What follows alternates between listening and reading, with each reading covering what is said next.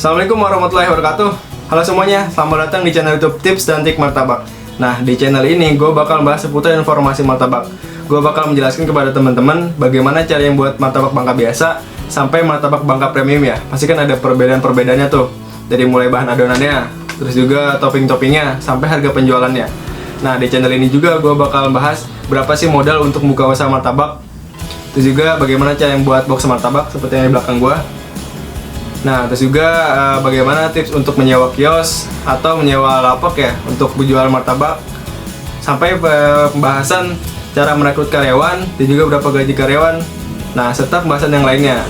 Jadi buat teman-teman nih yang baru pertama kali di channel ini dan tertarik dengan channel ini, jangan lupa tekan subscribe dan juga loncengnya agar teman-teman mendapat informasi terbaru dan juga terupdate seputar martabak dari channel ini. Dan juga jangan lupa tonton video pembahasan yang lainnya. Siapa tahu ada informasi yang kalian butuhkan seputar usaha martabak dari channel ini. Oke, di video kali ini gue bakal menjelaskan kepada teman-teman peran dan juga fungsi setiap adonan dalam buat martabak. Karena kan perannya juga, terus juga takaran dan juga bahan-bahan adonannya itu menentukan keberhasilan dalam buat martabak. Agar martabak bisa mengembang, agar martabak tidak keras kulitnya, dan lain-lain. Oke, jadi gue bakal jelasin kepada teman-teman secara detail.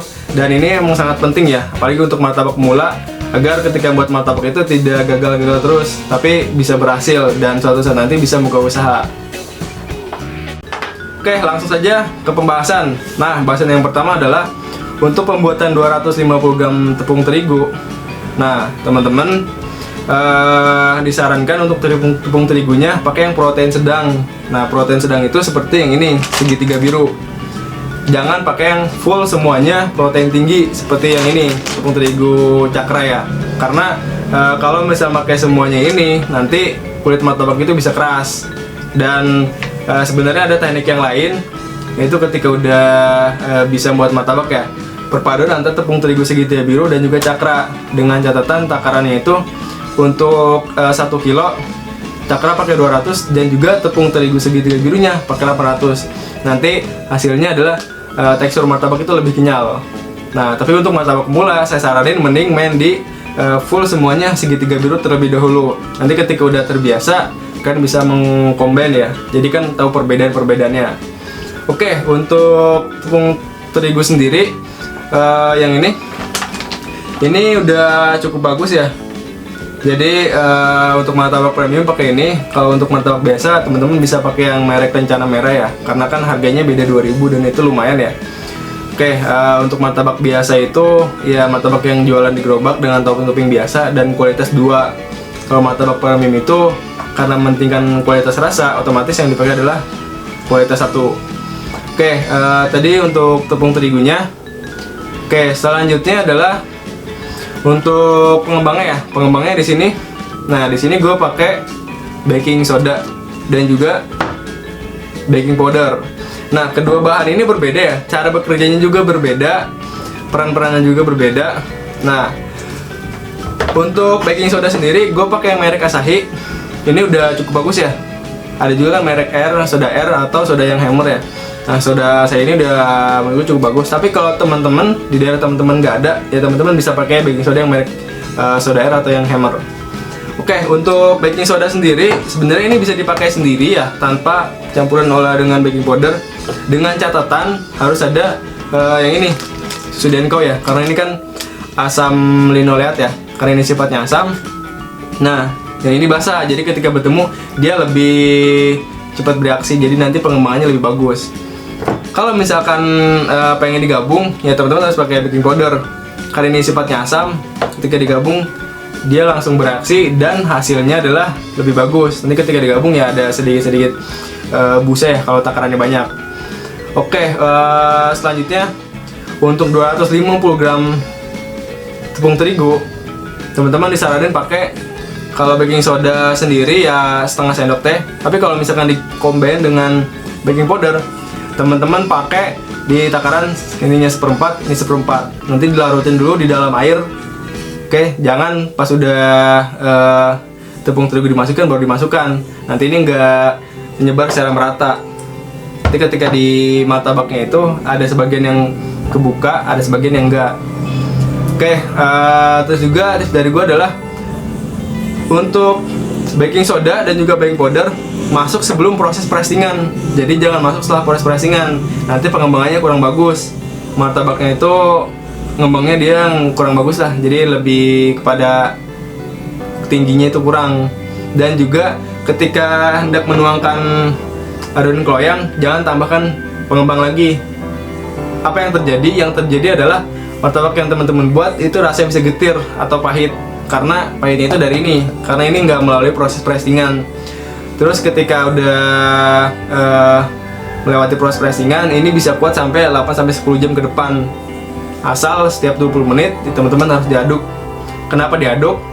Supaya adonan ini tahannya lebih lama. Kalau misalnya nggak diaduk nanti bakal banyak gelembung-gelembung yang dihasilkan dari sini. Kalau udah banyak gelembung, itu udah nggak bisa ditanganin. Yang ada adalah tekstur dari martabak itu seperti bolu dan nggak kenyal lagi. Oke, tadi untuk penjelasan pengembangnya. Selanjutnya adalah untuk telurnya. Oke, untuk telur sendiri yang ini. Nah, untuk telur ini gue pakai kuningnya doang. Nanti untuk 250 gram gue pakai 1. Nah, kenapa nggak pakai putihnya ya pertanyaannya? Oke, pengurangan putih itu akan mengurangi bau amis di martabak ketika dingin.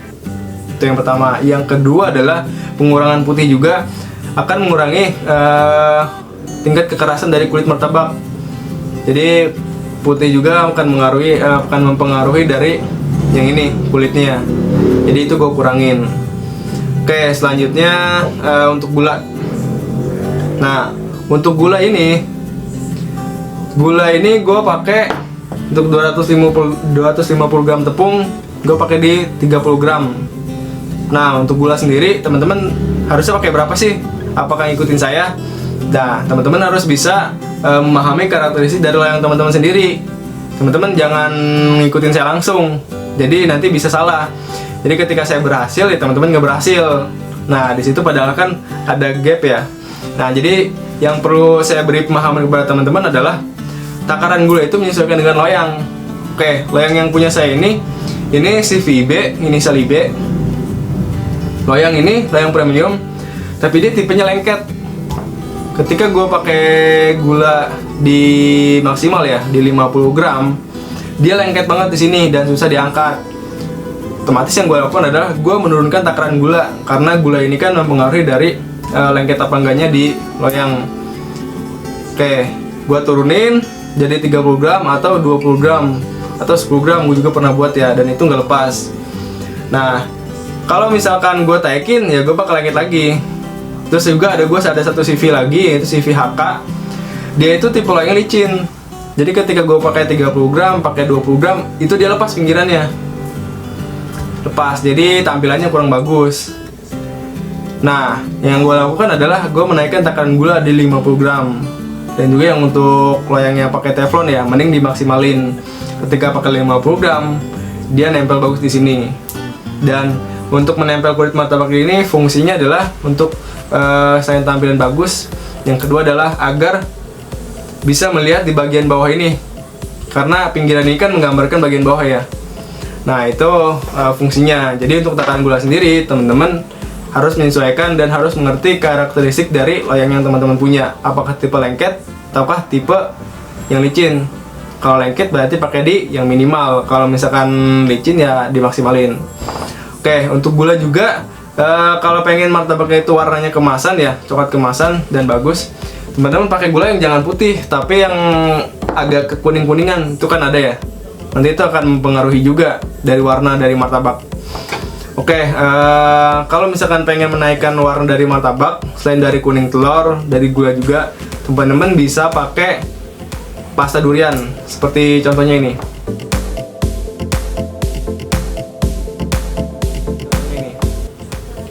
Nah, pasta durian ini pakainya sedikit aja, nanti untuk menghilangkan bau amis juga untuk menaikkan warna dari martabak itu lebih bagus. Tapi jangan kebanyakan ya, nanti bisa over warnanya. Oke, selanjutnya adalah ini untuk pelembut kuenya, gue pakai Spontan SCS, merek SCS. Nah, ini satu botol harga 5.000. Ini sebenarnya bahan dasarnya adalah mentega ya. Jadi ini ada tambahan lainnya. Nah, mentega itu kan biasanya kalau buat bolu emang ada tambahannya, jadi supaya martabak bolunya itu nggak keras ya. Di martabak juga dikasih ini, tapi takarannya jangan terlalu banyak ya. Untuk 250 gram, teman-teman hanya bisa pakai setengah sendok teh sampai 1 sendok teh. Kalau misalnya kebanyakan, kenapa? Kalau kebanyakan nanti untuk martabaknya itu bisa kayak bolu, jadi terlalu banyak ya kalau ini. Jadi pakainya nggak usah terlalu banyak. Oke, selanjutnya gue pakai untuk tambahan biar aromanya adalah pakai vanilla. Ini merek Red Bell. Ini udah cukup bagus sekali ya. Ini per botol bisa harga 20 sampai 25 ribu. Karena gue 250 gram tepung, otomatis gue cuman pakai setengah sendok teh sampai 1 sendok teh. Oke, kalau untuk martabak biasa, teman-teman yang mending pakai yang ini aja, merek kupu-kupu yang bentuknya serbuk ya. Ini juga udah cukup bagus.